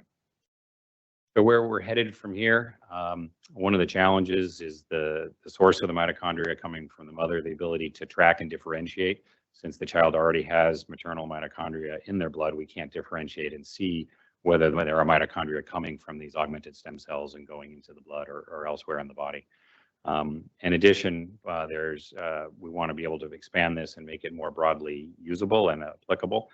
So we've been spending the last couple of years developing a process for isolating mitochondria from donated placenta. These are full-term births. These are mothers who donate their placenta for research and for clinical use purposes. From these placenta, we're able to harvest large quantities of mitochondria. We're able to cryopreserve, freeze them down, qualify them, confirm their biologic activity. And we've seen a higher level of potency and activity of these placental-derived mitochondria compared to mitochondria derived from the blood, with more than 2 times more mitochondrial DNA per mitochondrion particle, more respiratory chain activity, higher levels of protein synthesis, and the augmentation rate, which is the percentage of cells that receive and take up mitochondria, as well as the number of mitochondria that get into each of the cells that's being augmented. That also appears to be higher with these placentally derived mitochondria. So with placental-derived mitochondria, it also gives us the process to be able to track the mitochondria in the recipient, because their mitochondria will be slightly different. And so there'll be genetic markers from the donated placenta that are different from the genetic markers in the patient. And so in the future, we hope to be able to track these mitochondria as they engraft and move through the child's body to affect hopefully the condition that they have. And this also gives us a way to bank up and have a commercial source and commercial supply of mitochondria. With that, again, I want to thank you all, and particularly to the patients and the families that participated in this study, and all the effort that it takes to contribute to the research and development of novel therapeutics. Thank you. Yeah.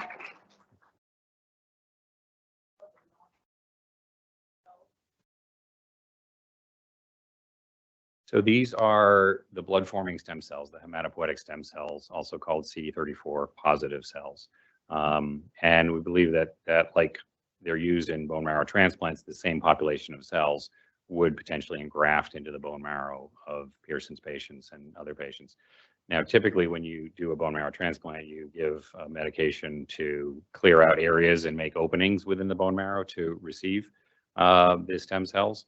However, it's potentially that in Pearson's patients, particularly, there is already an opening because of the bone marrow process they went through, where a period of time their bone marrow was not functioning normally. There may be niches within the bone marrow that are available to receive and for these stem cells to engraft.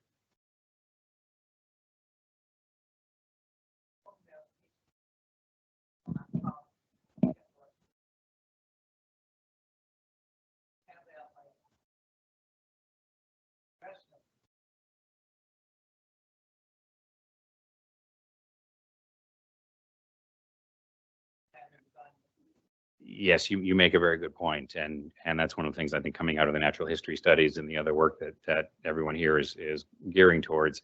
We don't know a lot about the natural history. There were no control patients in this study. Every patient received the treatment. So to be able to compare a rate of progression or even stabilization could be a very positive sign, but we don't yet know enough about the rate of progression over the course of a year or patients at different stages to be able to delineate that. So the natural history studies that we're talking about and the data that the CHAMP Foundation is gathering in their registry is going to be instrumental in our being able to do that type of comparison.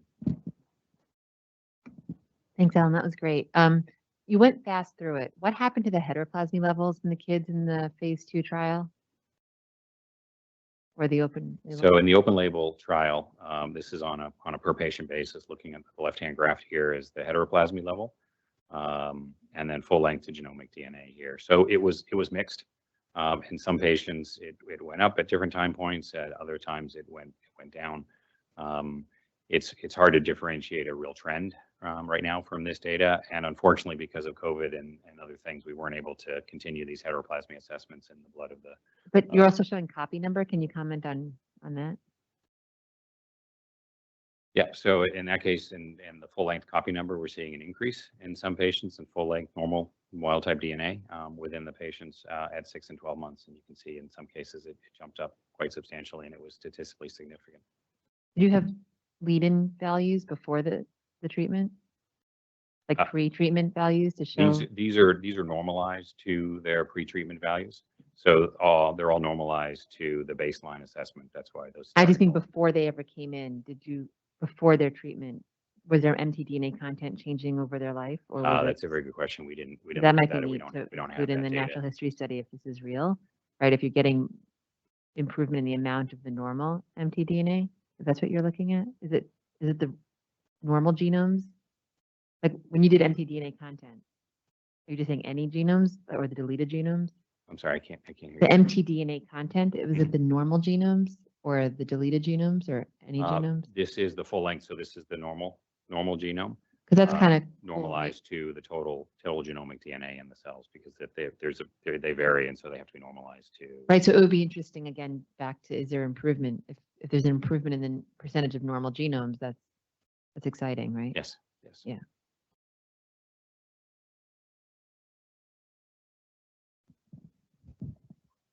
Any other questions?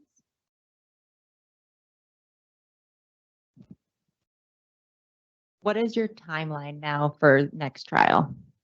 That's a great question. So what we're in the process now is we're in the process of developing these mitochondrial derived from placental donation through a GMP process, which is the regulatory standard for high quality. Everything we did initially was under GMP, but as now we're dealing with donated tissue, and so there are other requirements.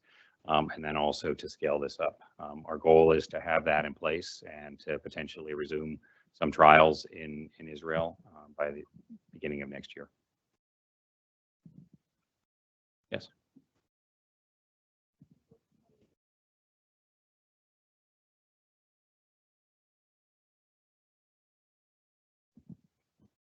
Potentially. We haven't delineated what that study is going to be just yet. And one of the things, and the great thing about this conference is having the conversations about different aspects, different biomarkers, different patient populations, and how we might be able to delineate an effect. One of the important things and one of the big challenges, given the heterogeneity of the patients, is as we do these studies, we ultimately want to do something that we can present the data to the FDA and get approval from the FDA to make this available at a wide level commercially. And that's particularly challenging given the state of the data that's known in terms of the natural history and the progression of the disease. Whether or not you do this in a controlled trial, which means some patients wouldn't receive the treatment and there'd be some placebo patients, and what that would look like. So we're also having discussions with the FDA about what the approach and the best approach would be to be able to do a clinical study where we could demonstrate efficacy and safety that would be sufficient for the FDA to accept and approve this as a general treatment. And one last question, sorry. Did you notice any difference with the size of the deletion, any of this shifting? Like if the smaller patients had a better response on this content or the larger deletions? That's an interesting question. I'll have to go back and look to see whether there was any such correlation. Thank you so much, Dr. Jacobs.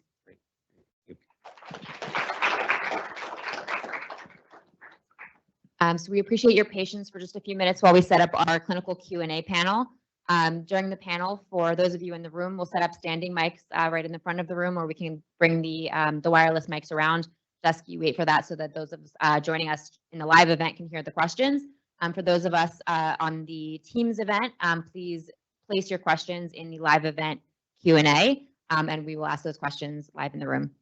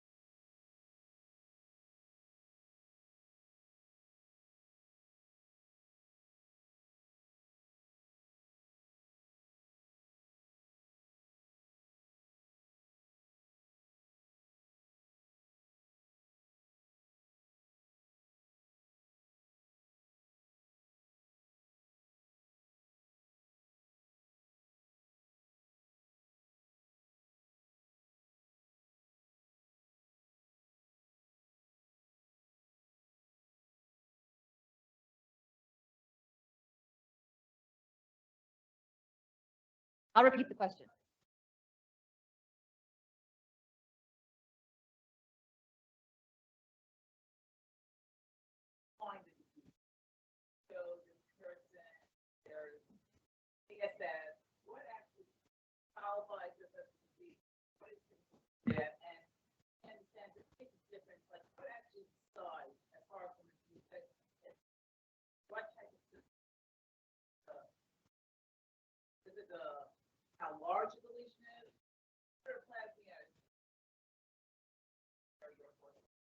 But just for the people online, I'm going to just try and, the best I can, summarize the question from Tessie Schlafrig, who asked, what is it that makes a single large-scale mitoDeletion fit a specific clinical syndrome? And then I think the second part was, what's the progress we're making? Why does it matter? And what's the progress we're making towards better managing it? Okay, I'll take this question because I spend a lot of my time thinking about this question.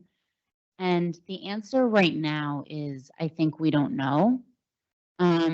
All of the things that you mentioned are strong hypotheses. There's some preliminary data suggesting that heteroplasmy in specific tissues is what determines what the phenotype might be. The length or the location of the deletion, again, there's preliminary data for each of those things.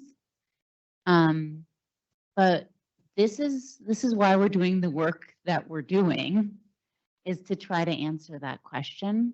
And so there's a number of studies that are ongoing, probably the most relevant of which is the natural history study, where we're collecting the genetic data on everyone clinically and trying to correlate that with symptoms. And then through work that Dr. Argawal is doing with the biobank and other work that I think you're going to hear about this afternoon from researchers, trying to do other research testing to try to identify what correlates with those clinically named conditions.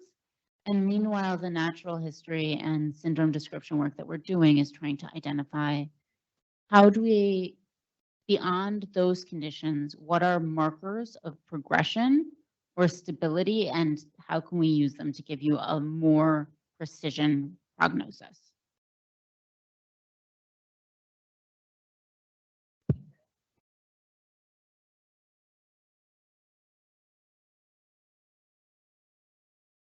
So the question was, in healthy adults, will you find mitochondrial DNA deletion if you take enough tissue? And the question was actually about blood, but I'm going to summarize it to tissue if that's okay. And the answer is yes. As we age, we accumulate mtDNA deletion, not necessarily in blood, but certainly in other tissues. And the amount is much smaller than we see in people with single large-scale mtDNA deletion syndromes, but that is a true part of our genetic aging process. If I could just jump in, I think with aging, though, it's more what we call multiple deletions. So multiple deletions is actually different than single large-scale mitochondrial DNA deletion. So I think I give Dr. Goldstein credit for helping us coin the phrase SLSMD, which I didn't know was pronounceable. Until now it is, because I think it is accurate, because it's single large scale. When you have errors in your kind of just the integrity of your ability to copy the mitochondrial DNA, like the copy machine, it just spits out lots of deletions. So a lot of people have low level, large scale mitochondrial deletion, multiple mitoDNA deletions. I think that might be more common than the single, but I think, again, the studies can probably be redone now that there's better technology.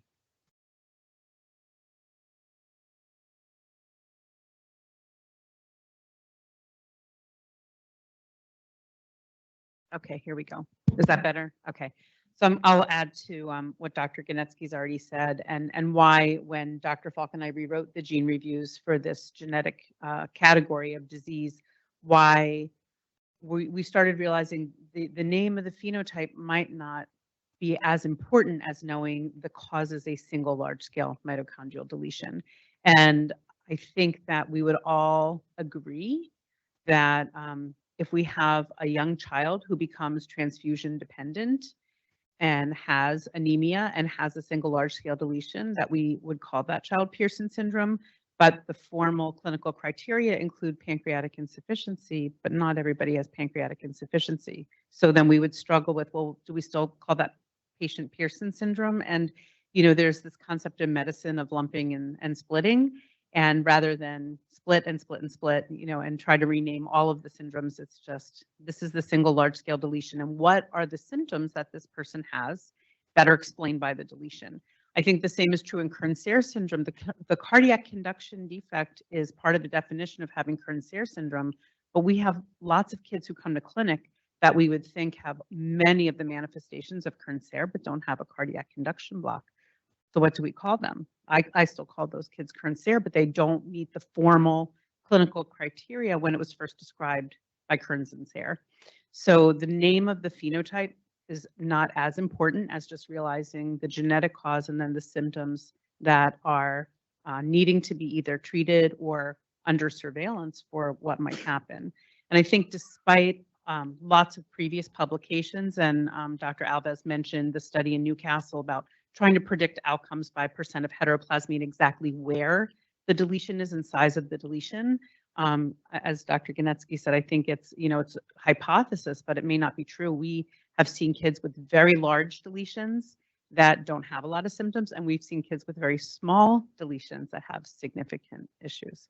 So I think we're still learning, and that's part of what I think the mission here is to collect as many kids and patients as possible to really fill in some of the blanks in our knowledge. And I do, just adding to that it is important to recognize it's a progressive spectrum, because if there is a window to treat just based upon anemia, if the anemia resolves before multi-organ system comes, that's a wonderful opportunity. So assuming somebody's done, right, and has no more risk is very different than if they do have risk. And then developing therapies becomes really important early, right, before they're really severe and progressive. And the other thing is we found one child, I don't think the family's here today, who actually had a nuclear gene cause for why they had a SLSMD, very, very sick because they continued to make the SLSMD, and really just very early and very progressive, and every organ became involved. And that wound up being a protein, making a protein that helps the mitochondrial DNA replicate. So it was a nuclear gene cause, very different inheritance, right? But it looked like a SLSMD, it looked like Kearns-Sayre syndrome.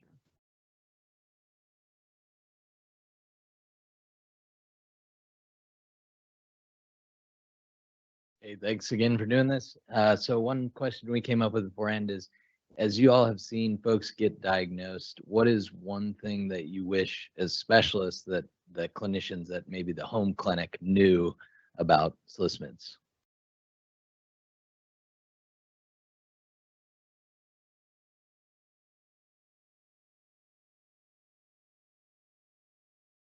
There are so many things.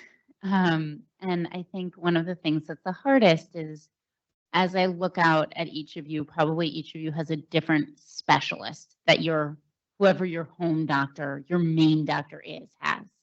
Some of you, your main doctor is a geneticist. Some of you, it's probably a pediatrician. Some of you, it might be a hematologist or a nephrologist. And so I think the first thing is just to say, this is an incredibly multi-organ system disease. Every organ system can be involved. But when I teach my fellows, the first two things I teach them are the things that can happen critically and without a lot of forewarning, are the hypoparathyroidism, which can be severe and can cause tetany. And if you've checked the calcium level once,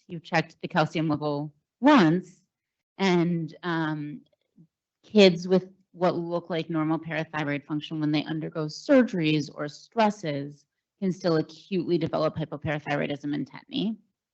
And that requires forethought and management. And the other thing that can happen with forewarning only if you know to look for it is the cardiac conduction block, which can be life-threatening. And I've unfortunately had many kids who've had arrests from it. And so it's incredibly important to start looking for cardiac conduction block early. And that when you see the sign of even a little bit of conduction block, even just a bundle branch block, that's a good indication that it's time to put in a pacemaker and a defibrillator. And the other thing that I've unfortunately learned from taking care of kids with this disease is just because you have a pacemaker and a defibrillator, that doesn't fully protect you from arrhythmia. You can have conducted ventricular tachycardia that will kind of suppress the pacemaker. And so continued cardiac rhythm surveillance is life-saving. So there's so many things I wish docs knew, but those are the two things that would save someone's life right now.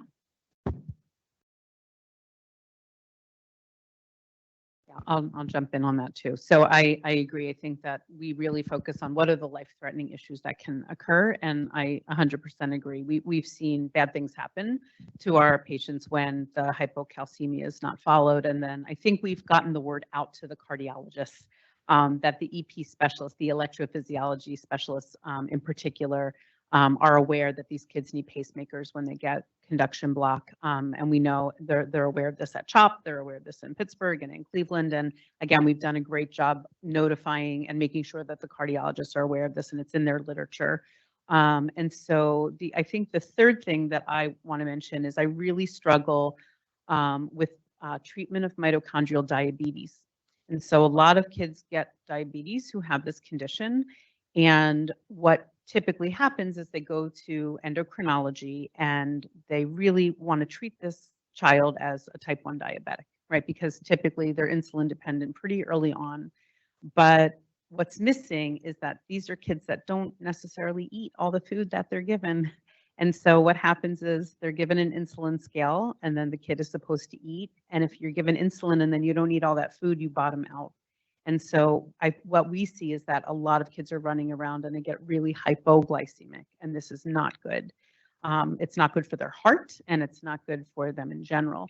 And so we work really closely with the endocrinologist to explain this is not type 1 diabetes. This is mitochondrial diabetes. And all of the standard diabetic education really needs to, I wouldn't say thrown out the window, but we really need to understand these are kids with gastroparesis, right? Early satiety. They're not going to eat this full meal. And we really don't want to be too aggressive in the management of their hyperglycemia. And it could be a little bit of a struggle to get it under control. And I'm just going to put a plug in right now. We have an endocrinologist in Chicago who is extremely interested in having anyone with mitochondrial diabetes entered into their monogenic diabetes registry. And I'll share that information with Elizabeth. And if you can put it on the CHAMP website, I think that would be fabulous because we really want the endocrinologist to start thinking about how do we treat this differently so that we don't have people being overly treated with insulin to the point where they're getting hypoglycemic. That's terrific. If we have a moment, I have two more questions. So one for Colleen. Can you comment on the genetic recurrence risk in SLSMDS and what you explain to families about family planning? Well, we know that most of the deletions are de novo, meaning mom does not carry it. Dr. Falk just mentioned a case where there's a nuclear gene component. I think there's a few in the literature as well that have had reoccurrence risk. And, you know, I think that's somewhat, we were talking to one of our families yesterday, the blessings where there's not that reoccurrence risk, but it also doesn't reduce the worry. I think when families go on to have more children, so working with them closely so that they can feel confident and good, whether it's testing mom, whatever that needs to be done to help the family. But with the deletion, unless there's other red flags, that is brand new in mom. And I will just add to that last question. I think a lot, we focus so much on the child and there's so much happening that I really wish that people, when they meet the family, especially early on in this marathon that everyone is enduring, that they give the family other resources, you know, like the CHAMP Foundation, so they connect, like therapy, respite care, all of those other things that people might not be aware of because they're so focused on the day-to-day symptom management that it really is, you know, incredible. Like even yesterday, all the siblings got to enjoy the zoo because they're on this journey with us all. So I definitely think other providers can read all these great papers that a lot of people in this room have helped wrote, but I do think the resources are underutilized big time.